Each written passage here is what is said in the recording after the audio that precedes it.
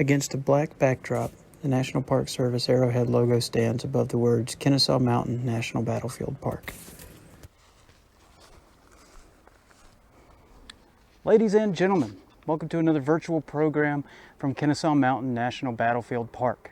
My name is Ranger Jake Bowling, and I'm coming to you from one of the most iconic places in the battlefield. Of course, we are presenting this program as part of our 157th battle anniversary, and for that anniversary, a lot of rangers and volunteers are coming at you from a lot of different locations throughout the park to give you different insights, to tell the different stories, all from the facets and different awesome parts of the Battle of Kennesaw Mountain, so that we can help really appreciate this place and commemorate and honor the sacrifice of those soldiers that were here back in June of 1864. Now, I'm coming to you from, you guessed it, Cheatham Hill, or more specifically, the base of Cheatham Hill. I'm standing, for those of you who have not been to the park before, I'm standing in the middle of a large field. Behind me is flanked, is very large, beautiful green field. On both sides of the field, going behind me, kind of going to a point, is huge lines of trees. At the very back of me is the famous Cheatham Hill. And you can see just in the distance the tall gray figure of the Illinois Monument. At this point, this part of the park was where the heaviest fighting on the 27th occurred and the most casualties were occurred. Now, because of this, we have split the action and the strategy of this area up into several different programs. You will have heard from Ranger Kyle about the planning and the special orders that initiated and got this thing moving. You'll hear from Ranger James about the assault and the lead up to the assault and some of the key figures. And later you're going to hear what happens when the Union soldiers make it to Cheatham Hill itself and to the Confederate earthworks. What my program is going to be on is what happened right here in this field, before the hand-to-hand combat at the earthworks, before the truce, before all these other things that you have heard about and will hear about. I'm going to tell you about the Union assault that happened in this area. So to start that, I'll set the stage for you. So you have already heard from Ranger James about the lead up and how the men made it up to this point. There are Union earthworks and entrenchments behind this position through the tree line. And on the day of the 27th, before the order to officially attack was given, under the forces that were here were under two brigades, Mitchell and McCook. You will hear those names a little bit more, especially Colonel Dan McCook's. And before the heavy infantry lines actually made the push and made the assault, one of the first things the Union forces did was send out skirmishers. And what skirmishers were kind of the first line of offense. They were a spread out force of men that were not shoulder to shoulder. They were spread out, and their job was to lay down suppressing fire, to soften the enemy lines, and to kind of make the initial push. Behind them, the plan was to send in waves of blue. Okay, heavy, dense lines of infantry soldiers, and we'll get to that point in a second. So as the skirmishers go out, they have some of the first and only success of the Union soldiers at this point on the 27th. We have the words of Colonel Fonstock of the 86th Illinois. Our skirmishers under Colonel Dilworth of the 85th Illinois killed, wounded, and captured the greater portion of the rebel pickets. Now, killed, wounded, or captured the greater portion of the rebel pickets. Just on the other side of the initial Union entrenchments, just past a creek that is beyond this tree line that you can't see behind the camera, there was the defensive version of skirmishing, and those are picket lines. A picket line was the first line of offense. The picket line's duty was to be forward of the main entrenchments, which the Confederate entrenchments were over here behind me, and the picket line's duty was to be kind of the early warning system and to maybe fend off some of those first pushes. But unfortunately for the Confederate picket lines that were here in this area, they did not fare too well on the morning of the 27th. Okay? After these skirmishers took care of that, and again, killed, wounded, or captured the majority of those rebel pickets, the assault begins. I have the words of Chesley Mosman of the 59th Illinois very dramatically. Suddenly the signals belch forth, and Newton on our left and Davis on our right spring to the charge. Now, to set the stage, it was not the wide open field that you see today. the Confederates dug in, and they dug in hard because they expected a potential heavy push.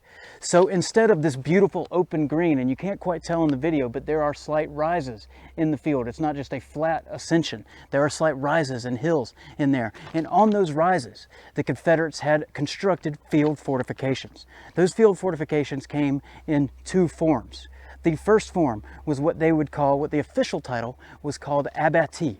And what the abattis were rows and rows of brush and small trees and saplings that had been tangled together and strung together and stretched out in a line across the field. Okay, that was the first level of fortification. Just behind that were the heavier, more deliberately constructed fortifications, usually referred to as chevaux de frise. And the chevaux de frise were huge logs with sharpened stakes stuck between them, really effective against guarding against cavalry. And in addition to that, each log in each section was chained together. Now, the effect that it had on, remember, there was no field vehicles, there were no tanks that the Union was going to be able to utilize. They knew, the Confederates knew, that this was a on-foot charge. So the effect that it had was to have the men stop and have to work their way through these fortifications. And it was extremely effective on the Confederate side, because if you can kind of tell, you could see the distance. You could see the distance from me to the monument up there, to the crest of the earthworks. From here to there, I'm probably about 250 or so yards, well within range of Confederate musket fire. And as the men stop to move and to work their way through the fortifications, they are now sitting targets. Okay, they're sitting targets for the Confederates to pick them off in easy targets, and that way that also means that it blunts the effect of the main charge. Now, the charge on the earthworks, the assault on the earthworks, was very specifically designed to be a bayonet charge, specifically a bayonet charge, double quick, 2 brigades. This was just under 1,000 men, roughly, that were going to just punch a hole. The idea was for them to punch a hole. After they got through the field fortifications, the idea was to do a quick, heavy bayonet charge and punch a hole through the rebel earthworks.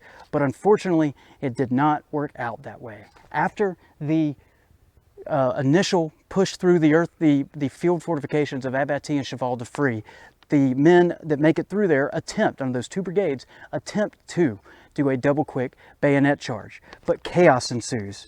Again, from Chesley Mosman: "The enemy's guns roar and the rattle of musketry is terrible, while the air is filled with missiles. The assault, though gallantly made, is over in a few moments." That would say that is a mouthful. After that, the attempt of the bayonet charge falters. The men realize that that's not going to work. They get to the earthworks, and it is said that a large, disorganized volley of infantry fire happens right before the men assault the works themselves. Now, what the men had been told prior to the charge was to load their weapons, but not to prime. And what that meant was they would preload a round in the barrel of their gun, but not put a percussion cap under the hammer in case that they didn't want it to accidentally discharge. But having that preloaded round in the gun would save them the 20 or 30 seconds that it would take to load it otherwise. That way they would have a round ready. And many of the men that made it there initially would take use of that and make their initial infantry volley. So after a disorganized volley of infantry fire and musketry fire, the men assault the works themselves. Now, we're going to hear from volunteer Philip Whiteman in another program about the fighting that took place on the earthworks and at the famed dead angle. So I will not get too much into the weeds with that. I'll let him tell it. He tells a great story. But the aftermath of the day, and before the men really dig in and set upon the dead angle, a lot of things are happening. So after that, again, after that disorganized volley, we have casualties being incurred left and right. And notably, some of the casualties that occurred are on the officer and leadership level. That has a huge effect. When you kill the leader, especially at a chaotic charge like that, it has an extreme effect on the men.